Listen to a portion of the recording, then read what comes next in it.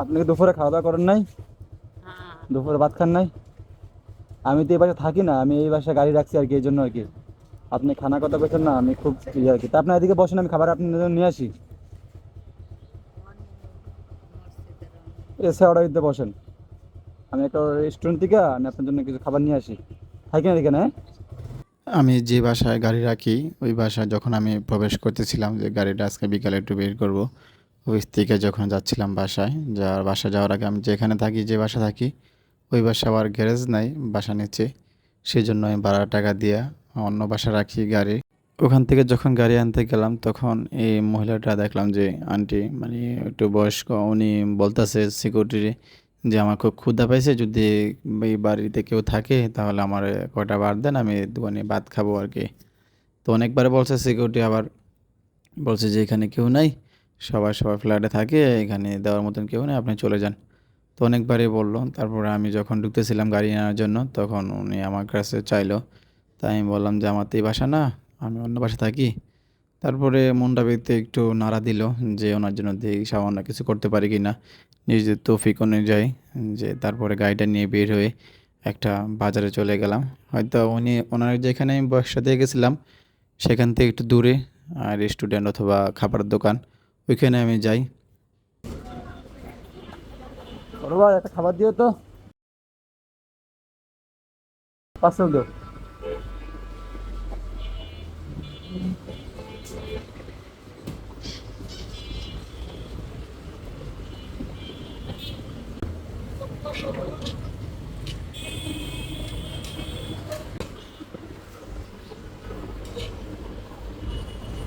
পানি আছে না?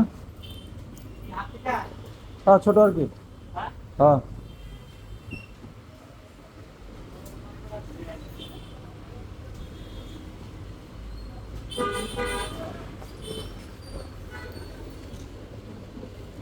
কত ভাই? আরে খাইতে মন চাইছে। আমার সাথে যে একটা বড় ভাই ছিল ওনাকে নিয়ে এসেছিলাম, ও নিয়ে আমি এক জায়গায় গেলাম। এক জায়গায় বলতে কি রাস্তা মাঠে। তো উনি আমার হাতের খাবারটা দেখে বলতেছে যে এটা আবার কার জন্য নিলেন। একটু আগে না খাওয়া দাওয়া করলেন, মানে উনি দুপুরে আমি তো অফিসে খাওয়া দাওয়া করছি সেটা জানতো আর কি।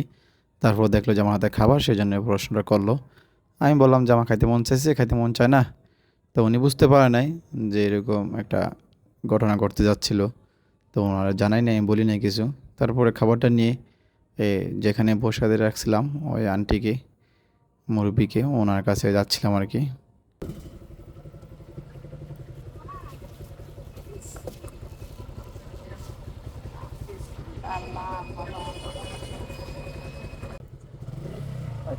ওয়ালাইকুম সালাম। আমি ওই বাসায় থাকি না, কিছু করি না, বুঝছেন? তাহলে আমার হট করে আপনি অসম্মত হয়ে গেছেন।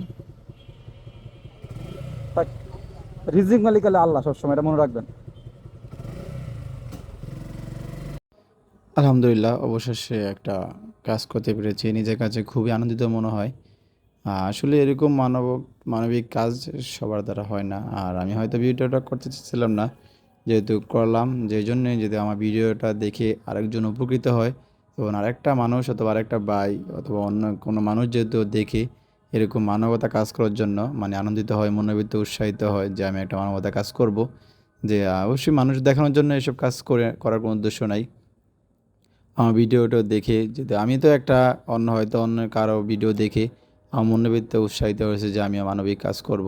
হয়তো আমার ভিডিও দেখে অন্য কেউ হয়তো উৎসাহিত হতে পারে যে আমিও মানবিক কাজ করব। এই জন্য আমি ভিডিওটা বানানো আমার উদ্দেশ্য। যদি অবশ্যই ভিডিওটা ভালো লাগে তো অবশ্যই শেয়ার করে অন্যকে দেখার জন্য সুযোগ করে দেবেন। আর হ্যাঁ, অবশ্যই সাবস্ক্রাইব করতে ভুলবেন না, সাবস্ক্রাইব করে আমার চ্যানেলের সাথে থাকুন। ধন্যবাদ সবাইকে।